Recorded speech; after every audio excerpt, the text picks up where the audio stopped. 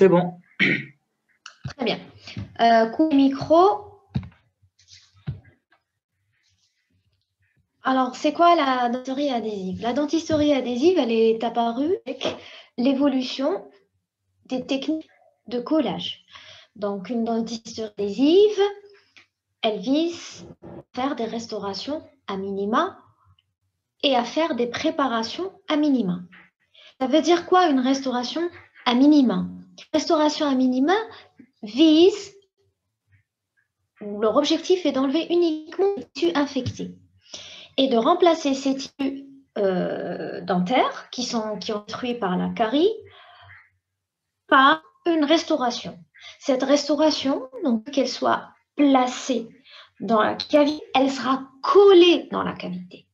Donc, clairement, on distingue deux types de restauration, les restaurations adhésives et les restaurations non adhésives. Les restaurations adhésives, elles vont viser les principes de collage des restaurations et les restaurations non adhésives, telles que les restaurations amalgame, là on sera obligé de faire des préparations géométriques au niveau de la cavité pour assurer la rétention du matériau. Du moment où un matériau de restauration est collé aux structures dentaires, on peut être conservateur parce qu'on n'aura pas besoin des préparations géométriques. On n'aura pas besoin d'assurer les principes plaques.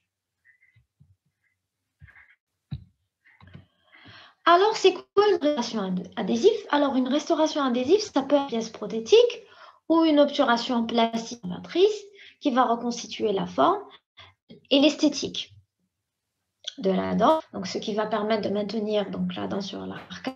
Donc, elle fait appel à des agents de couplage qui est chimiquement et mécaniquement les matériaux tissus dentaires. Donc, vous allez me dire pourquoi prothétique. Il faut savoir que maintenant, les restaurations indirectes et inlay, enlay, facettes, ce sont des restaurations qui ne sont plus scellées. C'est des restaurations qui vont être collées. Maintenant, qu'est-ce qu'il faut maîtriser en premier pour ces restaurations adhésives? D'abord, pour ces restaurations adhésives, le premier principe, c'est l'économie tissulaire. C'est-à-dire que nous, on va enlever uniquement les tissus cariés, les tissus déminéralisés et les tissus infectés. Donc là, par rapport à l'élimination de tissus, cela va dépendre de votre score ICDAS, de votre classification SISTA. Généralement, la classification SISTA, c'est une classification qui va classer notre cavité de carie en site et en stade et qui va vous donner aussi le type de restauration que vous allez réaliser sur ces différentes atteintes carieuses. Le premier principe, j'ai dit l'économie tissulaire. Les principes biologiques, c'est quoi? C'est d'éliminer tous les tissus déminéralisés infectés par la carie. Ça, c'est le principe.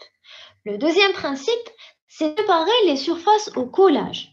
Comment préparer, moi, les surfaces au collage? Il faut savoir qu'on va coller au niveau des deux tissus. L'émail, vous avez un collage au niveau de l'émail et un collage au niveau de la dentine. Alors, le collage au niveau de l'émail, il se fait après préparation de la surface d'émail avec de l'acide orthophosphorique dont la concentration peut varier entre 30 et 40%. En fait, le collage n'a pas changé depuis 1965 ou la découverte de Bueno-Corps.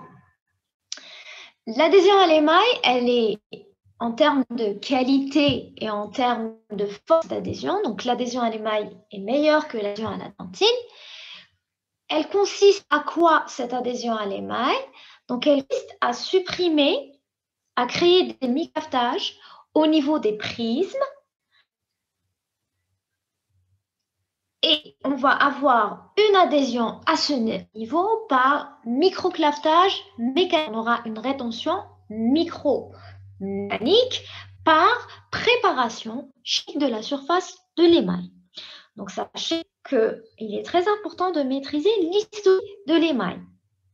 L'émail est constitué quoi? De prismes d'émail et de substances interprismatiques. On va provoquer avec l'acide orthophosphorique déminéralisation. Cette déminéralisation va nous permettre un ancrage micromécanique lors du processus d'adhésion.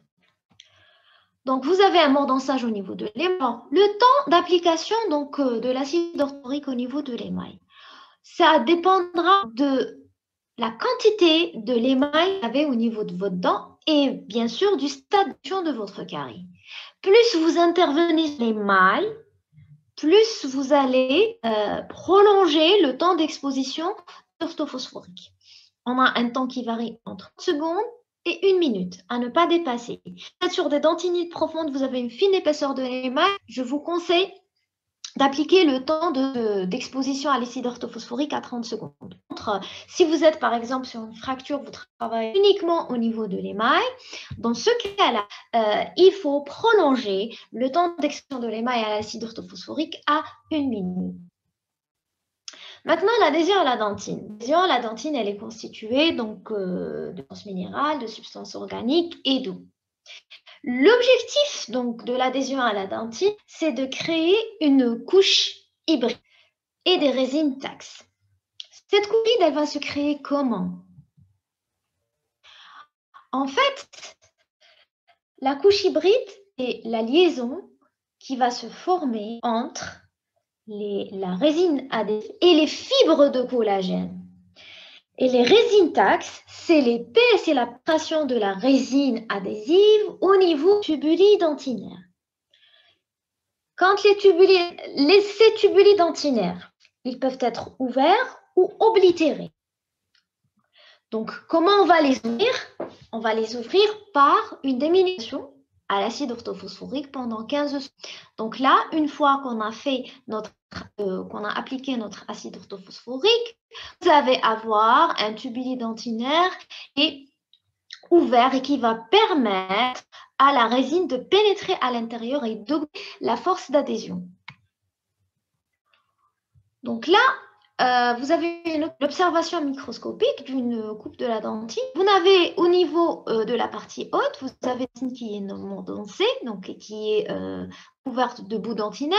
C'est quoi la boue dentinaire? C'est les résidus que vous allez produire lors de la préparation, lors de votre curetage. Donc vous pouvez trouver du tissu déminéralisé, du fluide. C'est un agrégat. Comme je vous l'ai dit dans le cours, c'est un agrégat de substances produites lors des processus de préparation lors de la procédure de votre curetage. Donc, alors, il y a deux théories. En fonction de ce que vous allez utiliser comme adhésif. Vous avez élimination totale de la boue dentinaire et vous avez élimination totale dentinaire, c'est le total par le total N, c'est-à-dire qu'on va enlever toute la boue dentinaire, on va libérer les tubuli dentinaires pour qu'il y ait pénétration de résine adhésive à l'intérieur des tubuli dentinaires. Et vous avez l'élimination partielle des tubuli dentinaires, de la boue dentinaire. Ça dépendra du adhésif que vous allez utiliser. Je vais vous détailler ça dans le cours. Alors, la première étape, donc en ce qui concerne l'adhésion de l'émail, elle est très simple. Assurer, donc au niveau, on va intervenir au prisme, on va déminéraliser pour que la résine adhésive, elle puisse pénétrer donc au niveau des prismes. Pour la déminéralisation au niveau de la dentine, l'objectif c'est soit d'éliminer totalement la boue dentinaire, soit d'éliminer partiellement la boue dentinaire. Alors vous avez la première étape qui est la minéralisation, donc au niveau de la dentine, la boue dentaire, les tubuli dentinaires. Ensuite, après le rinçage, on a les fibres de collagène qui sont exposées. On va sécher. La deuxième étape, on va appliquer le primaire d'adhésion. Donc, ce primaire, il est constitué d'une molécule EMA. Cette molécule EMA, elle a un pôle hydrophile et un pôle hydrophobe. Donc, alors, le pôle hydrophile, cette molécule va constituer la liaison entre l'adhésif et la surface et la dentine. Alors, l'application ou du primer, vous pouvez trouver dans la littérature différentes dénominations. Donc, vous avez appliqué le monomère, le primer, vous allez appliquer votre résine. Alors, la résine adhésive, quand elle pénètre au tubuli dentinaire, c'est les brides de résine ou résine taxe. Et au niveau des fibres de collagène, vous avez la formation de votre couche hybride.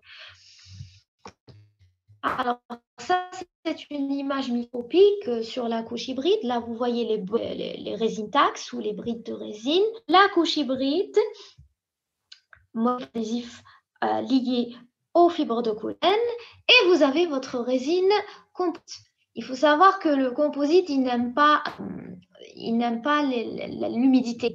Donc, ce qui va permettre de neutraliser donc, les tubuli, l'humidité au niveau des dentinaires, c'est la molécule de primer. Parce que la molécule de primer, il y a de l'acétone. Donc, il va pouvoir dessécher l'eau à l'intérieur des tubuli dentinaires. Alors, en ce qui concerne maintenant, ce qu'il faut retenir, c'est que lors du processus, lors du collage, il prépare nos surfaces au collage. Donc, la surface, comment on va la préparer? On va la préparer au niveau de l'émail et au niveau de la dentine. Au niveau de l'émail, on a une adhésion micromécanique, donc par de l'acide orthophosphorique, au niveau des prismes prismatiques. Au niveau de la substance intercrystalline, on va provoquer une déminéralisation. Donc, elle va libérer les prismes et on aura une adhésion micromécanique au niveau de l'émail. Donc, au niveau de la dentine, on aura une adhésion par la formation de couche hybride. La couche et des résines taxes. Comment se forme la couche hybride? La couche hybride, c'est la couche qui est formée par la résine adhésive et les molécules de collagène. Les brides de résine, donc, sont constituées par les molécules de résine qui pénètrent à l'intérieur des tubuli dentinaires. Il faut savoir que ce type de collage, c'est meilleure configuration. Pourquoi? Parce qu'il a que on n'est pas ces tubuli dentinaires qu'on peut pas avoir une pénétration donc de la résine des tubuli dentinaires et qu'on uniquement la formation de la couche. Maintenant, la classification des adhésifs. Alors, l'adhésif, c'est quoi? C'est une colle. C'est le principe de l'adhésif, c'est coller. C'est l'interface qui va vous aider entre composite et vos tissus dentaires. La classification des adhésifs. Alors, la classification des adhésifs, au début, c'est des adhésifs selon les générations. Mais maintenant, cette question, elle a été abandonnée. Maintenant, on classe les adhésifs en fonction donc, des séquences de préparation. Et en fonction de ce qu'on utilise des adhésifs avec ou sans rage. C'est ce qu'on appelle les systèmes R et R. Alors, système qui requiert requiert un rinçage des surfaces, l'application d'un amont d'acide orthophosphorique et un rinçage, sont les systèmes MR. Ce ne requiert pas de mordançage, donc il possède un caractère acide intrinsèque, donc il va attaquer et pénétrer simultanément les tissus dentaires.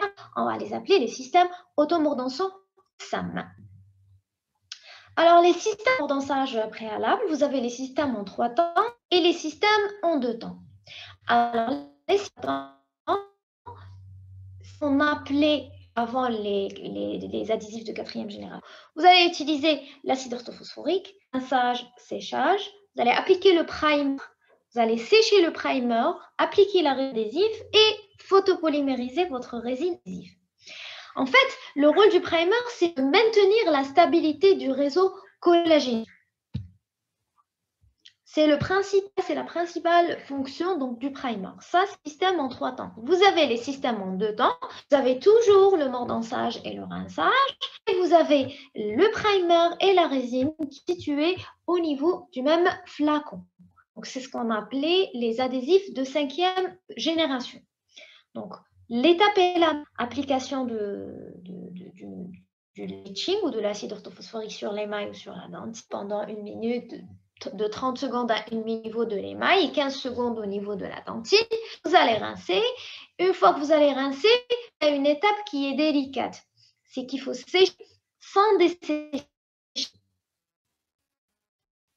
Parce que la molécule de primer, elle est incluse au niveau, donc, le primer et l'adhésif sont mélangés au niveau du même flacon. Alors, quand vous avez des systèmes de 2e génération, le primer, on ne le photopolymérise pas. D'accord? Pour les systèmes où on a le primer résine adhésive au niveau du même flacon, dans ce cas-là, on photopolymérise. Donc là, vous avez les différentes marques des adhésifs. Système en deux temps ou les systèmes MR. Vous avez les MR3 et les MR2. Ça dépend de l'application, si c'est des systèmes en deux temps ou si des systèmes en trois temps. Ce n'est pas très sorcier à retenir, c'est très facile. Au contraire. Maintenant, on va passer aux adhésifs sans mordant-sage préalable. C'est les systèmes automordants. Alors, vous avez au niveau des systèmes mordant-sang, vous avez des systèmes automordant-sang, vous avez des systèmes en 2 et SAM2, ce qui correspond anciennement à la génération, et vous avez des systèmes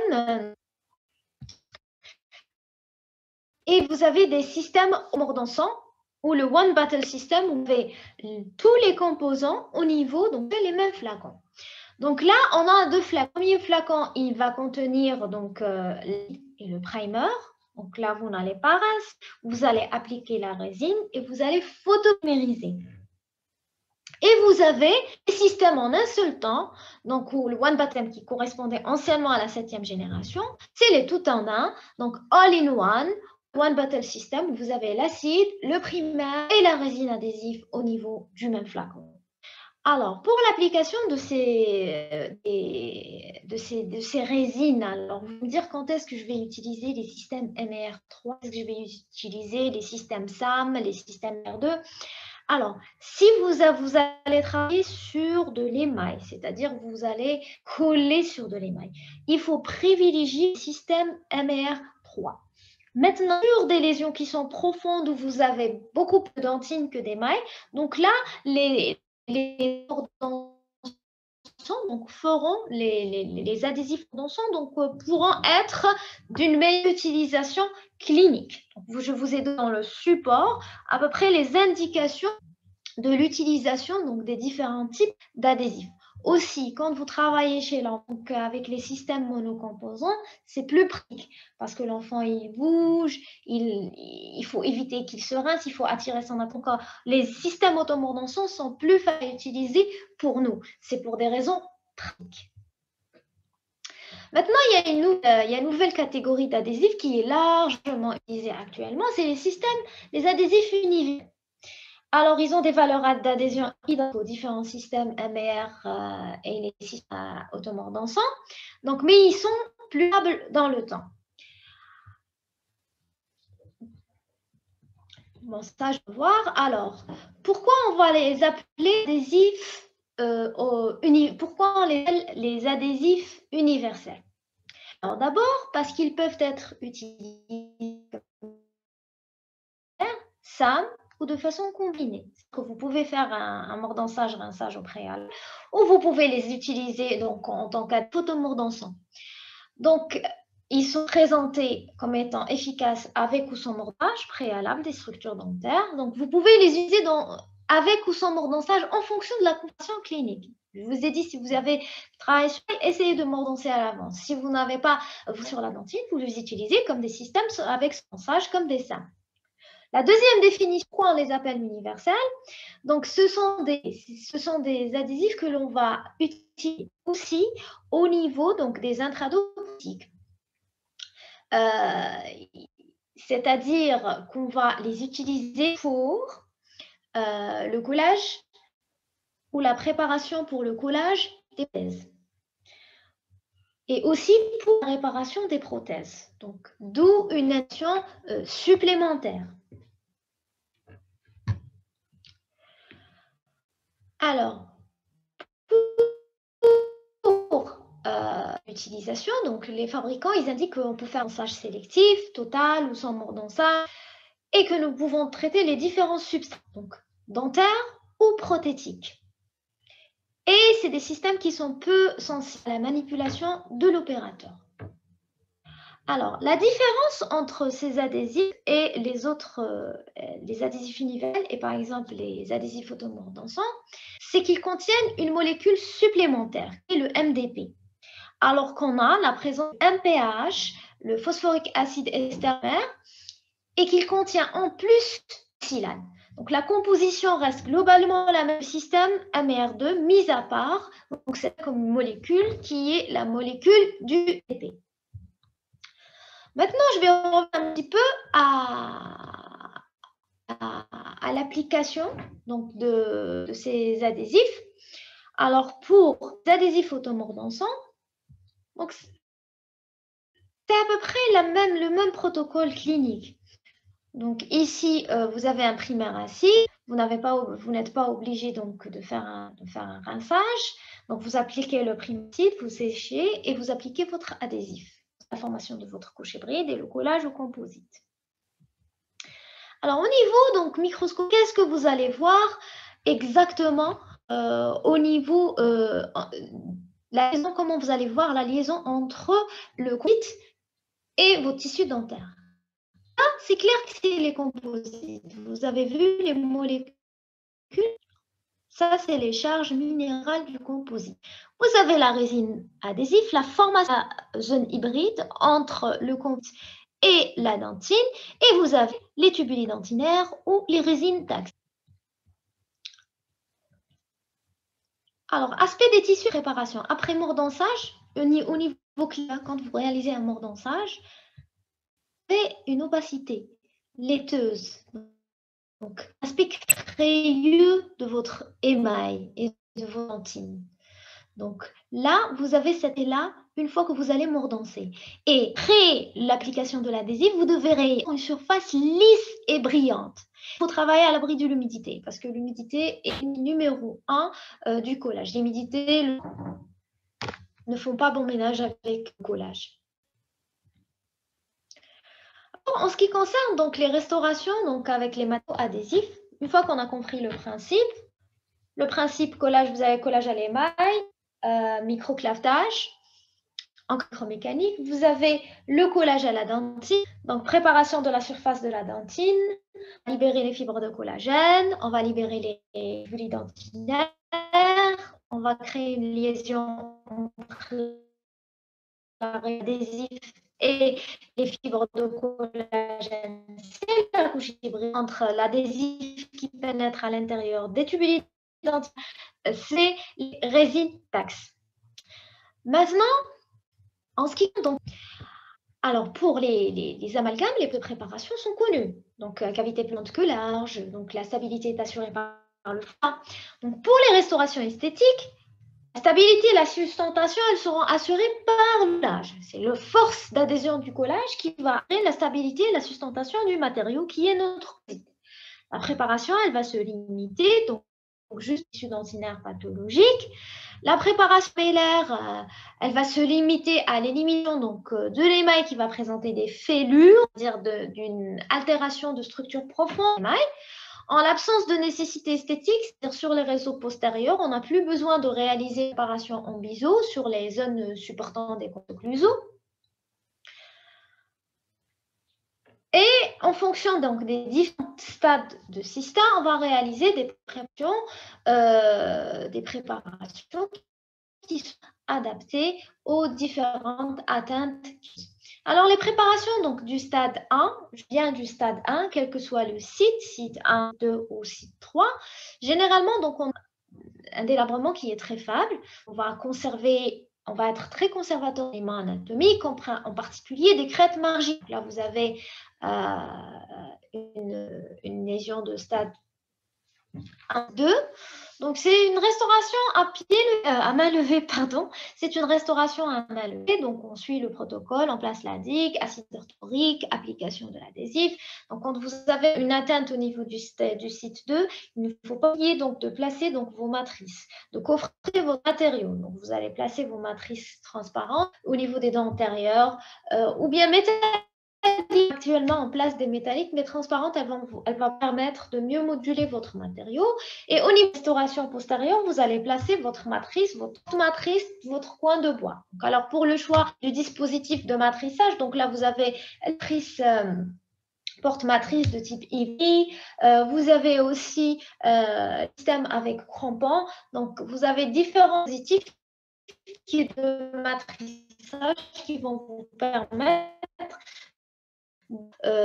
coffrer votre matériau.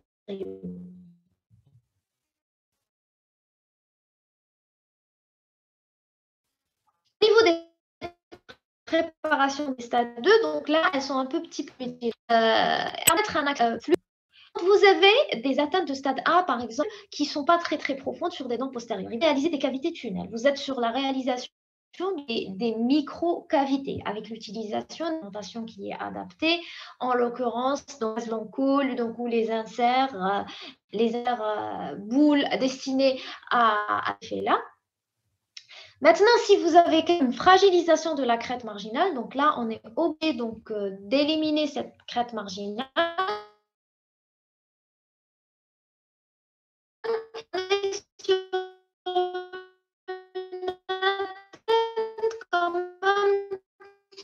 Assez important en profondeur. En termes de substance, on n'a pas une grosse perte de substance, de profondeur, là, assez profonde. Donc, on a une destruction, c'est probablement une carrière évolution, une destruction des mailles de lentilles. On va faire une restauration directe avec être différent en fonction donc, de ce que vous allez opter. Vous avez les préparations du stade 3. Généralement, les préparations du stade 3, on a une part très importante. Donc, souvent, au niveau des stades 3, on est entre l'application des techniques directes et des techniques indirectes, c'est-à-dire directe stratification des composites et techniques indirectes, c'est la réalisation donc des inlays ou des enlays et collage des inlays ou des enlays. On est à la limite entre la restauration directe et la restauration indirecte. Ça dépendra aussi donc du volume que l'on doit remplacer par rapport au tissu résiduel. Donc, et aussi, si vous avez plus d'une cuspide qui est perdue, donc là, il faut aller d'emblée sur restauration indirecte. Donc là, c'est une restauration du site. De toute façon, relève des techniques indirectes, directes, donc sauf pour les caries du site 3. Les caries du site 3, si on se souvient bien, c'est les caries au niveau de la région cervicale. Donc là, on va passer sur des restaurations qui sont des restaurations indirectes. Les restaurations indirectes, c'est quoi? C'est l'inlay et l'enlay et l'enlay. On va voir ça lors du cours des restaurations complexes du deuxième trimestre.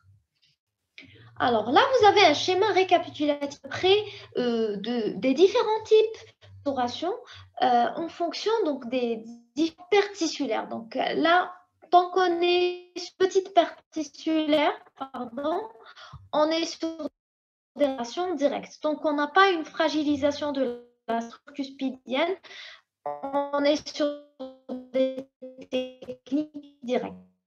À partir du moment où on a une perte cuspidienne, donc là, aller sur des techniques indirectes. Les techniques indirectes, c'est des techniques qui vont nécessiter une étape de laboratoire, une prise d'empreinte, un traitement de l'empreinte, et aussi une confection donc au niveau de confection de la pièce prothétique au niveau du laboratoire. Donc, actuellement, donc, vous avez cette option-là pour la restauration indirecte. Vous avez les FAO et les imprimants 3D. Donc là, c'est plus l'usiste qui va élaborer la pièce prothétique, on va gagner du temps, mais c'est une vous avez différents types de composites en fonction de propriétés. Vous avez les composites fluides, les composites condensés, les composites hybrides. Alors pour les composites hybrides,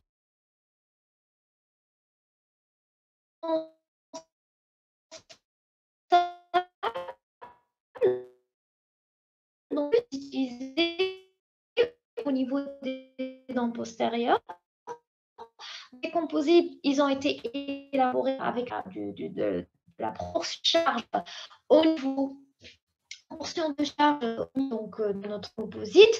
Donc, c'est ce qui fait même un emploi plus condensable. Donc, et ils sont moins fluides que les composites, moins visqueux que les composites hybrides.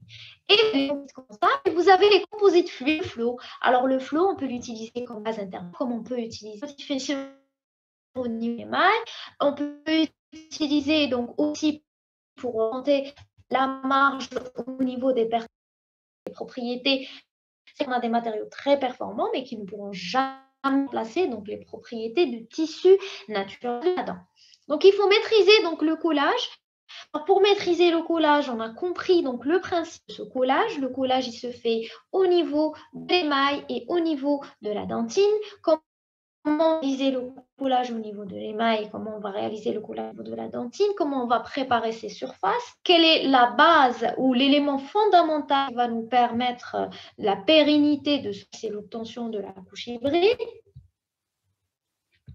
Et pour les restaurations, donc en fonction de la classification CITAD, donc vous allez les restaurations directes, c'est-à-dire votre stratification de composite, et à partir du moment où vous avez une perte cuspidienne, donc là on va pour les restaurations indirectes, avec élaboration d'une pièce prothétique qui sera collée au niveau de la dent, et l'élaboration indirecte, elle nécessite soit une étape de laboratoire réalisée par le prothésiste, soit une de laboratoire réalisée par la machine qui est la 3D.